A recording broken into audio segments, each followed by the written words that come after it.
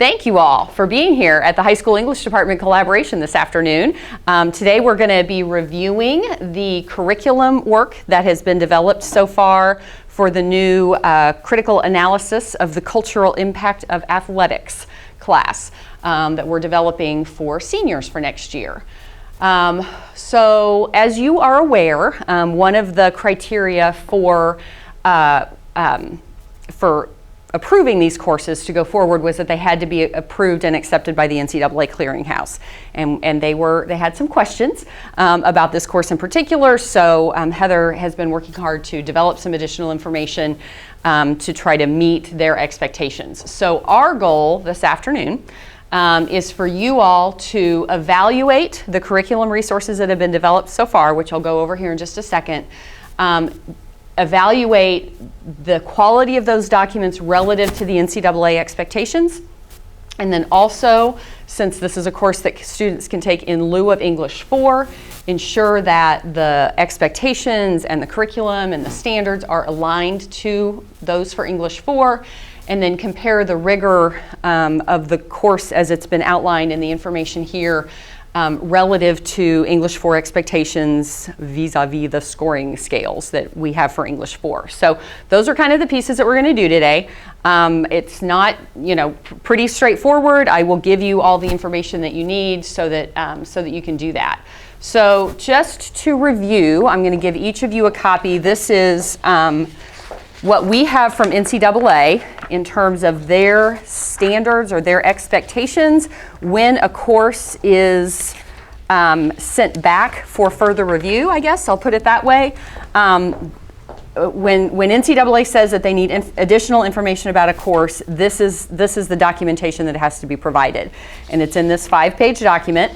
What I'm going to have you all do to save us just a little bit of time is there are really 3 pieces that are described in this document that you're going to be reviewing today. So I'm going to have you guys just in pairs, kind of with the person who you're sitting near, kind of read through one of those 3, and then we'll kind of discuss out loud. We'll have that pair of people kind of share, these are the highlights, the key things that it says about that component, and then we can kind of cover any questions rather than having everybody read this whole document perhaps again.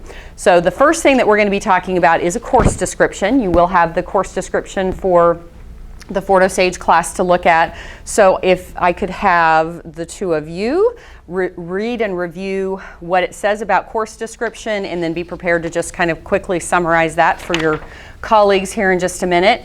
And then Alan and Lindsay, if you could look at read through and then share with the rest of us the unit by unit outline information. We're not worrying about the flow chart because we already have that in our course guide, so that's not a piece that Heather's been looking at. But then the last piece is the rubric. So Ann and Heather, if you guys would look at the information that's here about rubric and then just share that out in just a minute. So I'll give you about a minute and a half maybe to read this with your partner, pick out the key ideas, and then we'll each share. Did I mention this is a 10-minute video? It's a 10-minute video.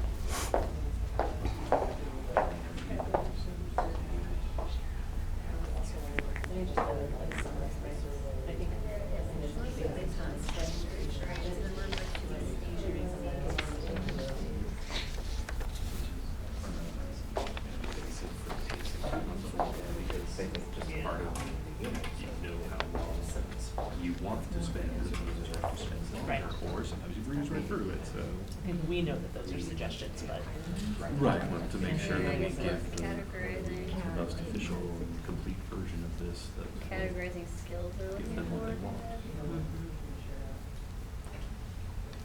So assignments and assessments. I think the time frame is. All right, we'll say 30 more seconds. normal suggested time?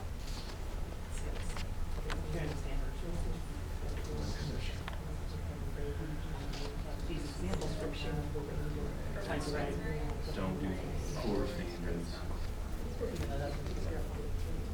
Right. So I guess do power standards. Yeah, I think just as long as it has like the. All right, Tim and Amanda, will you guys share with us the key criteria or the key elements, what stood out to you, what you read about course descriptions and NCAA's expectation? I think what we thought the most important thing, like the most important things to include, is that kind of what Yeah, we're looking at here? yeah, absolutely. Okay, so like a description of what the content is for the course and prereqs, which I think for us is just kind of that English 3 into this English 4 selection. Mm-hmm. But when we read through the example down here in the bottom, we kind of were looking at specific things like maybe containing a time period if we were looking at a certain area of sports to make sure that we were kind of including that time frame, including specific texts that would be used, and maybe even like writing projects or that sort of thing in the actual description, so that those three things are kind of there to specifically identify those areas. Okay, great. Being specific about that. Super. All right. Lindsay and Alan, what did you guys come up with as the key ideas in unit by unit outline? Okay, well, it's just a broad overview for the most part. They were very sure to say that it's not a syllabus, so not a generic boilerplate syllabus is what I took that to mean. Mm-hmm. So overview of each unit, and then try to give a little bit of a summary of the things that we do within the unit, the assignments, the assessments for each topic.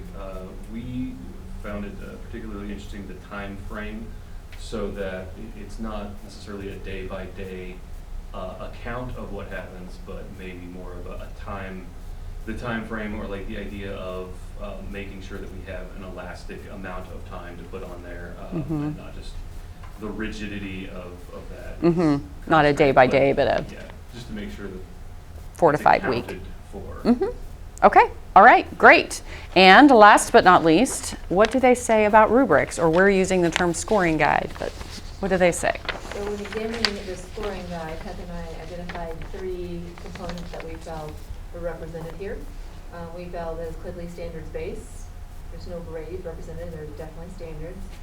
We felt like they categorized skills that were essentially to an English language course. Mm-hmm. And then there's a performance range. Like this is a low, medium versus high. Okay. So we felt like this scoring guide did those 3 things. Mm-hmm. Okay. And that, I think you'll see, hopefully, will align fairly well with what you're going to see here in a few minutes. So the other piece then, so the other thing that I'm going to hand out to all of you is the information that we have for English 4.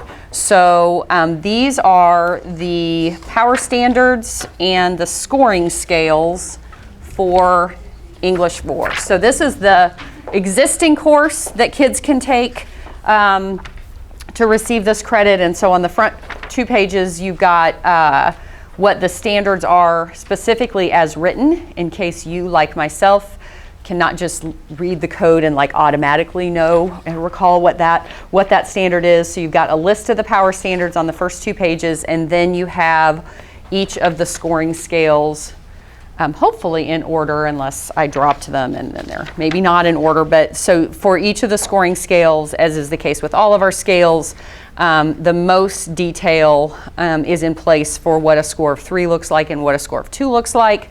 4's typically described as kind of above and beyond or more in-depth understanding, and then the 1 is usually kind of not able to do it. So as you're reviewing the information, the assignments and the scoring guides that we have for the athletics course, that's really kind of what you need to hone into in terms of the alignment to English 4 standards, is which of the power standards are addressed by this course. And remember, this is a semester course, not a year-long course, so there's not an expectation that it's going to hit all of these, but which ones does it address, and then what's the depth of expectation based on the scoring guides for the units, Based on looking at the assignments and reviewing those, is the rigor aligned with what our expectations have historically been for English 4?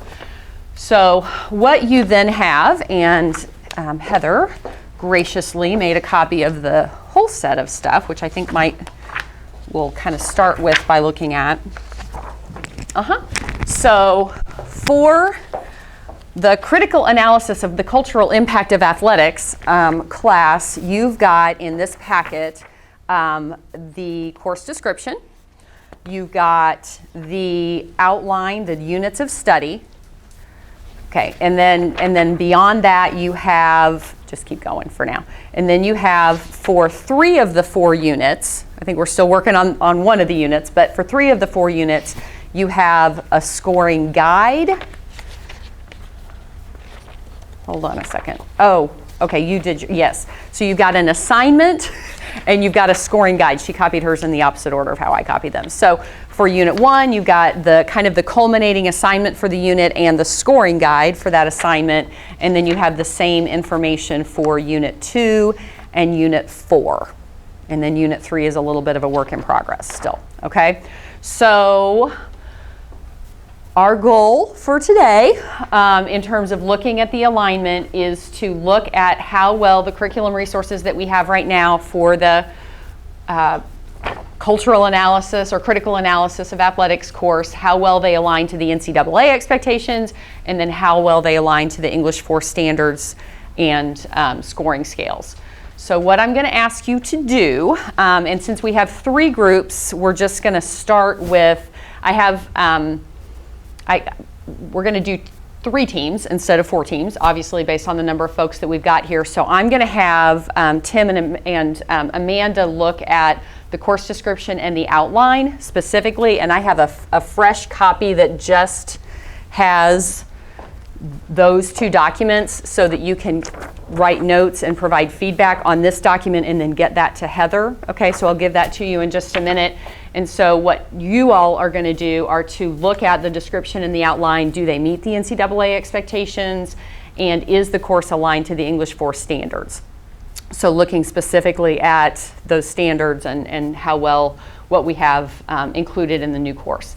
And then teams 2 and 3 in this case are going to look first at probably Unit 1 and Unit 2, and then we'll have whoever finishes first start on Unit 4. Does the scoring guide for the unit align to the English 4 scoring scale? So are our expectations aligned in that regard? Does the assignment align to the scoring guide that is included in the course packet? And is the rigor appropriate for an English 4 course? So those are just kind of the questions of the day. Does anybody have any questions about what you're going to be doing? Okay, then I'll have Stephanie turn off the video.